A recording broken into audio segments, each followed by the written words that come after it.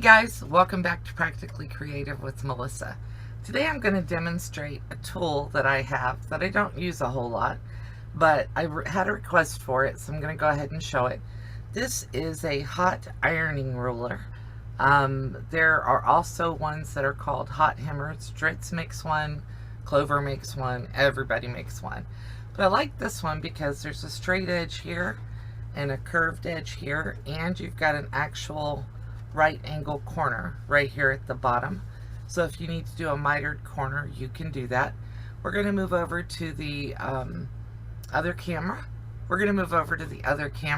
And I'm going to demonstrate how to use this. Here we are at the ironing board, and mine's sitting on a mat, but I do have a wooden cutting board underneath it, so I won't harm my mat. What I'm going to do is first I'm going to press my fabric really quick with my iron, and then I'm going to show you how to use this. So you take your hammer and you set it down here, and mine has 1, 2, 3, 4, but this is a 1/2 inch, this is an inch, 1.5 to 2.5, and I want my fabric to be folded to, I want to do a 1/2 inch first. So what I'm going to do is I'm going to lay that edge right along that 1/2 inch mark and then iron it down.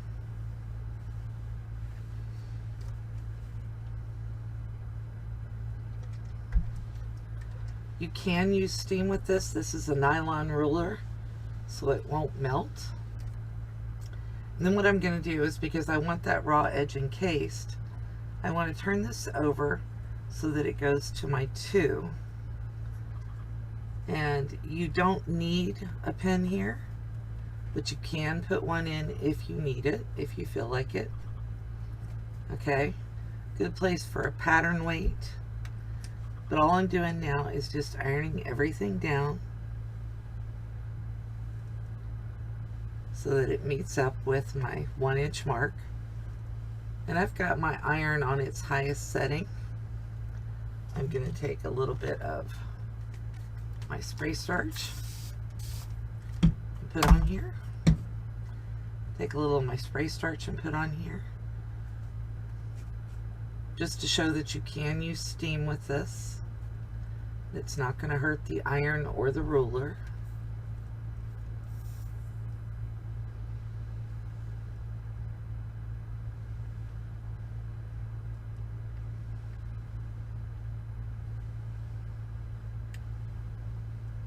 And I'm holding it on here so you can see that the nylon doesn't melt. Okay. And I've still got, I don't know if you can see the shiny on there, but there's still liquid on the ruler. And this is ironed down quite neatly for me. And I've got an even hem if I want to sew this. Now, one of the things that I really like about this is that you can use it this way. Now that I've got my 1 inch folded over this way, I can come back and I can fold over. I'm going to do a 1/2 inch first since I had to. Now that I've got it ironed that direction, I'm going to go ahead and do a 1/2 inch this direction.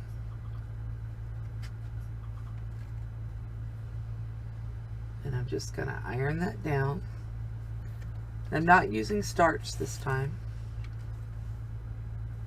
but I will use starch now. And then I'm going to push this in and line this up so that I get it on the 1 inch mark again. Right? Alright, I'm going to line it up so I've got it on the 1 inch mark, and I'm going to give it a little bit more of my starch. And then I'm going to iron it down to that 1 inch mark.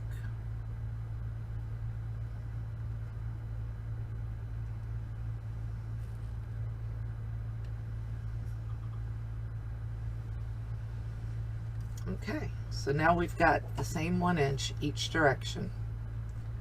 And then I'm going to put my right angle in here. Whoops. So I'm going to make sure that my 1/2 inches stay marked down or folded down. Then I'm going to put my ruler right there where the two corners meet, and I'm going to fold this over, and I'm going to iron that down. Now there's already starch in the fabric, so I don't need to worry about doing that.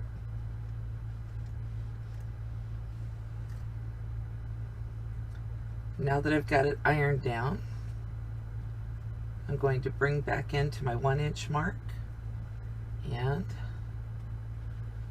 bring this side back into my 1-inch mark.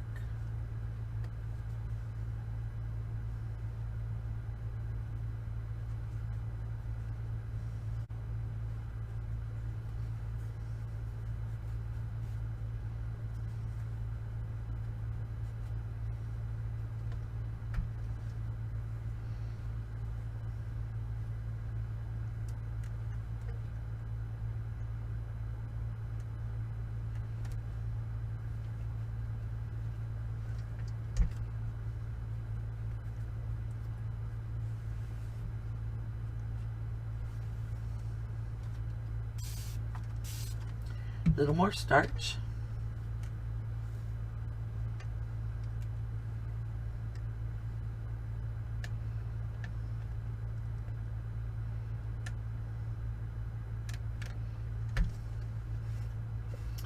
And can you see that I have my perfectly mitered corner right there?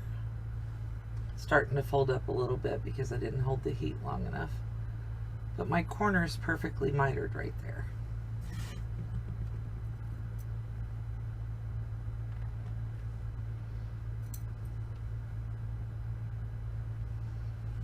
And now if I wanted to go and do the rest of this fabric and do the same rolled edge all the way down, I could do that, and I would just hold that corner in place until I get there. But if you're doing the edges of a quilt and you're using self-binding fabric, where you leave the backing a little bit bigger so you can do this, this will help you get those perfect miters on it. There's other ways to do it, but this is definitely a simple, easy way that will let you get there. And if your little piece sticks out here at the bottom, mine isn't, but if yours did, you could unfold this and just snip that little square out so that when you laid it back down, you had the perfect miter and didn't have any fabric showing. So that's how to use the hot ruler. Mine is a Kearing brand, K-E-A-R-I-N-G, and I will put a picture, a close-up picture of this in the video for you. But that's how you use the hot ruler. It's really easy to use and it's really safe. And my ruler isn't even hot, where the metal rulers will get hot if you use them. Thank you for watching, you guys.